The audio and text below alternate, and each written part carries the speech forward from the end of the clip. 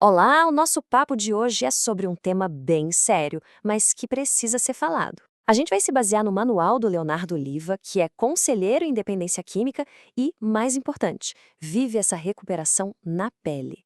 Vamos juntos entender os principais sinais de que o uso de substâncias pode estar saindo do controle, sabe?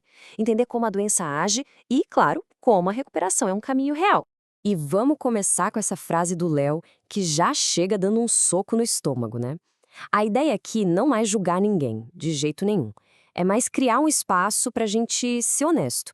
As palavras dele são um convite mesmo, para olhar de frente, seja para a nossa própria vida ou para a vida de alguém que a gente ama, e começar a sacar o que está rolando de verdade. E o ponto central é exatamente este aqui: a gente está falando de uma doença, não é uma opinião, é um fato.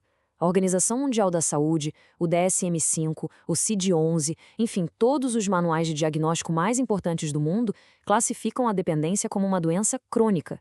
Isso muda tudo, percebe? Tira de campo a ideia de falta de caráter ou de força de vontade. É uma condição médica que altera o cérebro e que, por isso, exige tratamento profissional. Mas como é que essa doença funciona na prática? Um dos primeiros e mais claros sinais é a tal da tolerância. É por aqui que a gente começa a entender como o cérebro é literalmente sequestrado pela substância. A definição técnica é essa aí, bem direta. Tolerância é quando o corpo se acostuma. Aquela dose que antes dava um efeito X, agora não faz nem cócegas. Vira uma corrida muito perigosa, onde a pessoa precisa de mais e mais, não para ter um mais prazer, mas só para tentar, sabe? Tentar sentir o que sentia lá no comecinho. E por que isso acontece? A chave para entender isso está numa palavrinha: dopamina. Nosso cérebro foi feito para buscar coisas que dão prazer e liberam dopamina. Comer uma comida boa, encontrar os amigos, uma conquista no trabalho.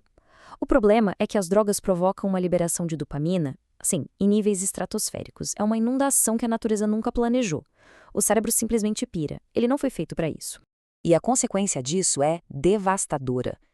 Quando o cérebro se acostuma com esse pico absurdo, artificial, as coisas boas da vida perdem a cor, perdem o sabor. Um prato de comida gostoso já não parece tão bom, sair com os amigos já não tem a mesma graça. É como se o cérebro tivesse sido reprogramado para só querer aquela super recompensa química. E esse relato do Léo aqui, olha, ele mostra a teoria na prática, de um jeito muito forte. Mostra a tolerância acontecendo de verdade. Não é só um conceito de livro, é a realidade de quem viveu isso. É uma busca sem fim por uma sensação que não volta mais com a mesma força, enquanto a quantidade só aumenta e os riscos também. Agora vamos aprofundar um pouco mais. O segundo grande sinal é continuar usando a substância mesmo quando a vida está virando um caos. A lógica parece que foi embora, sabe? Isso acontece porque a doença já assumiu o controle. E a lista de perdas é brutal e muito real. O trabalho começa a desandar, a família vira um campo de guerra, os amigos se afastam, aqueles hobbies que a pessoa amava são deixados de lado. A vida vai se espremendo, se tornando menor, até girar só em torno do uso, mesmo com todo o sofrimento que isso está causando. Essa é a pergunta que todo mundo se faz, né? A família, os amigos, até a própria pessoa que está ali sofrendo. Vendo toda essa destruição, por que simplesmente não parar? É que a resposta, infelizmente, não é tão simples. A resposta está bem aqui. Não se trata mais de uma escolha racional. Aquelas partes do cérebro que cuidam do nosso controle, das nossas decisões, do freio, elas foram afetadas, danificadas. A capacidade de dizer não fica super comprometida a nível químico, neurológico. A doença, de fato, está no volante. Ok, a gente já entendeu a gravidade da situação, mas talvez a parte mais importante de toda essa nossa conversa seja essa. Existe um caminho de volta. Existe esperança. E mais do que isso, existe um método. Vamos dar uma olhada em por onde essa jornada de recuperação pode começar? O manual do Leonardo é bem claro sobre isso. Existem dois primeiros passos que são a base de absolutamente tudo. O primeiro é a honestidade. Mas não qualquer honestidade, é uma honestidade radical, principalmente consigo. E o segundo é sacar que se é uma doença, precisa de ajuda profissional. De médico, de psiquiatra, de psicólogo e também do apoio de outras pessoas que entendem o que se passa, como nos grupos de apoio. Essa frase do Léo resume tudo. A recuperação de verdade só começa quando a pessoa para de se enganar, quando as desculpas acabam. É o ponto da virada. Admitir que perdeu o controle e que precisa de ajuda. Sem essa base de honestidade, nada mais funciona. É o alicerce de tudo. E para a gente fechar essa análise, vamos focar na mensagem mais poderosa que o manual traz.